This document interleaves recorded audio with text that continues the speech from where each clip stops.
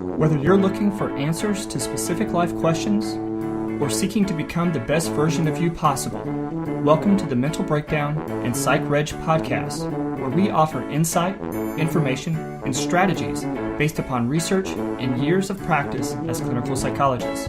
So sit back, have a listen, and get connected with our hosts, Dr. Berney Wilkinson and Dr. Richard Marshall. Welcome back. Richard, I think today we're going to talk about one of your favorite hobbies, reading. Not cooking. I was going to say cooking. Not cooking. That's my favorite hobby for you, because I like it when you cook. So because I like the food you cook. Well, it's too much of a story to go into at the beginning of a podcast, but that has nothing to do with cooking. But it doesn't. But those shrimp at that last get together we had were fantastic. But anyways, it wasn't the last one. It was one before the last one. Yeah, it's okay. It'll happen again, I'm sure.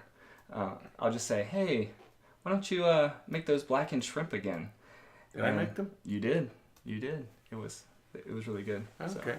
But that's not what we're talking about today. Okay. I don't know why. But our other. It's too early in the morning to be thinking about our other hobby. Our other hobby is reading, right. And this comes from an article that we read at Psychreg, that was written actually by a lecturer in English. That she lectures in English, but I'm sure she does. It's a English language course at a university. In this country? No, I think it's in England. In England. English literature.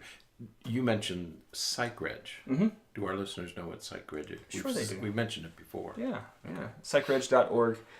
Very similar to... It's a UK-based... Right.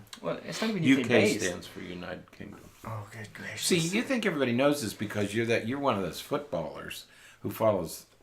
What do they call it? English football? You say UK like everybody knows UK. What else? You don't think people know UK? UK could stand for the University of Kentucky.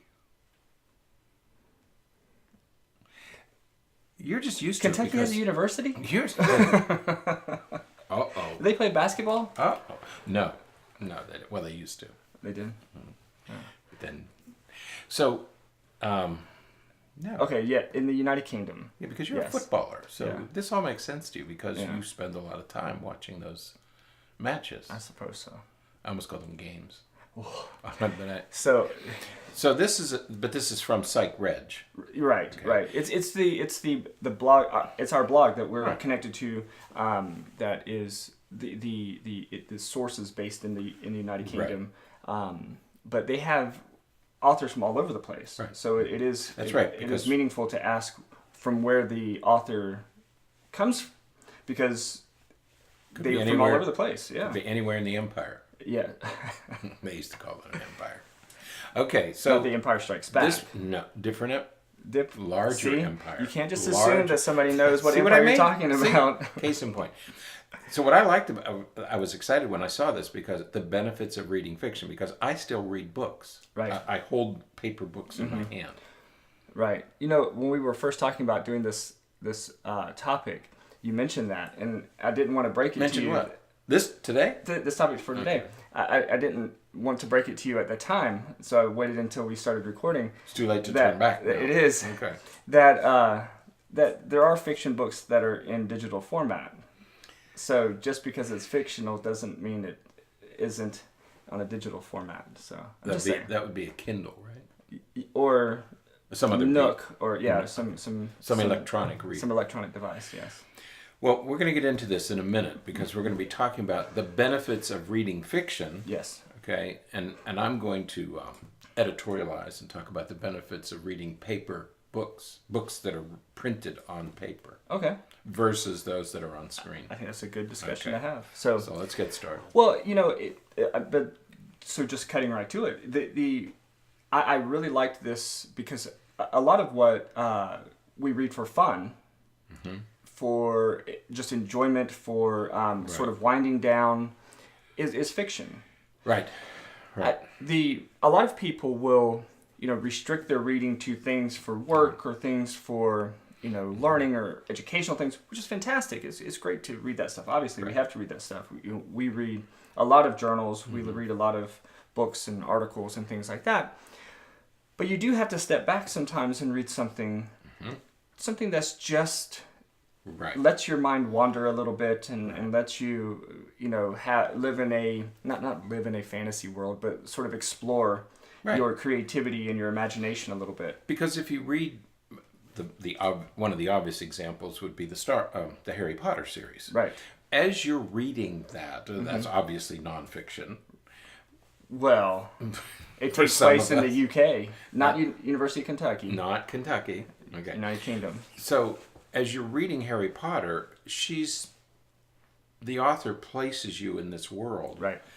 And you're not only reading about it, but you're conjuring up your own images of it. Right. And that's what nonfiction allows you to do. Fiction doesn't permit that. Fiction almost demands that you stay focused on the declarative facts. Right. Whereas fiction allows your mind to wander. Right. And in letting your mind wander, you're sort of doing self-therapy. Right. It would be like thought stopping and clearing your head out and replacing all that stress and frustration and anguish, and you're replacing it with something more pleasant of your own making. Right. Because you're in this fictional world. Right. That's good therapy. Absolutely. That's why I love what this woman says about this.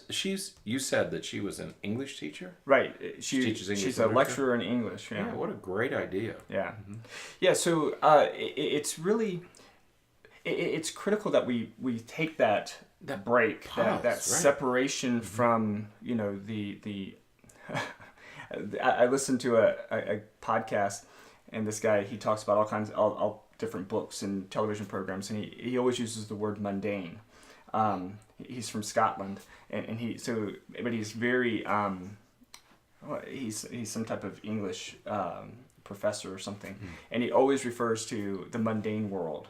And so like Muggle world. I know, but you think of the mundane world, just that your routine life that is just the humdrum, the same old thing every day, and so you have to break from that sometimes, just to reset and to reset is a good word. That's right. That's what you're doing. Absolutely. Right. No, I love this idea because actually there are two things about this. One is that it allows your imagination to run wild. Right. You sort of release that and let it go.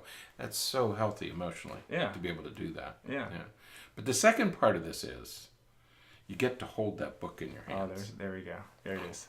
I couldn't help myself. I agree. I have a lot of books on my iPad.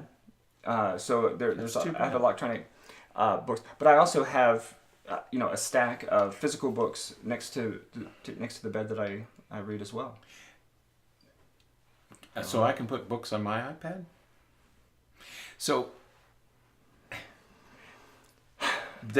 but everybody... You still want a Twitter account though too, don't you? No, you told me not to. That's true. You discouraged me. It'd be dangerous. You discouraged me from getting a Twitter account, and I still don't understand why. I see that little bird on articles, that I want to send, and I say, oh, I could tweet this. Is that the right word? Tweet? I could tweet it. Is that the verb? Okay, I could tweet this, but I don't have a Twitter account. Because you said no. I asked you, and you said no. I felt like you were my dad. I have a Twitter account. And you said, no, you can't have one. So instead of saying you're not old enough, you're too old.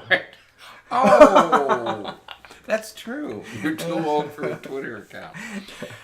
So every article you read about electronic media, iPads and Kindles and Nooks and all this text that is delivered electronically, all of those authors say, virtually all the authors say, there's something about the tactile experience of holding a book that is different from reading a Kindle. The other thing that I've always found difficult, and I first discovered this with online textbooks, is the inability to move back and forth to find where something is in a book. That's difficult. Because you sort of have a sense of how far back you have to go. But in an electronic where you have a single page, it's hard to know how far back. So, but and then depending on if you have it at profile or landscape, the number of words on the page is different, so it's going to be But there's something about there's two benefits to reading fiction. If you're reading it with a book in your hand, a paper book, One is the emotional relief and release that you get by allowing your mind just to go, just to want. I mean, imagine. I don't know whether you've ever Jane Eyre and Wuthering Heights. No, not registering. What? Okay. No. When they talk about the Scottish hills landscape, you have to imagine. Right. It's cold and damp and green and foggy, and that allows your mind to go there. You're not going to go there any other way, but that allows you to go. It's almost like what we do with yoga and visualization. meditation and visualization, imagery. Right. So the book takes you there. So it's a vehicle to allow your mind to relax and to unplug and reset. Right. The other thing, it gives you this tactile experience that you can't get any other way. Right. Of holding this book in your hands. Right. Well, and there is something to the overall sensory experience of reading it, of holding it. I mean, the smell of the even the smell of the book, the smell of the pages, and just everything really. It's a sensory experience that you can't get any other way, and that's what, because we almost titled this. There's a third advantage to reading fiction, because we almost entitled this "Reading to Get to Calm."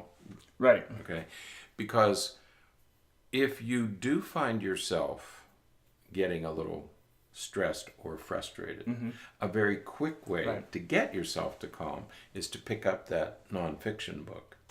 Read a couple of pages, and you can bring yourself back very quickly. I can still change the name of this podcast. No, but because we're just recording it now, so I can change it to whatever we want to. So that's the other thing that this allows you to do. People say, well, when I start to get angry, when I start to get, particularly people who are prone to panic attacks or to becoming highly anxious. Yeah.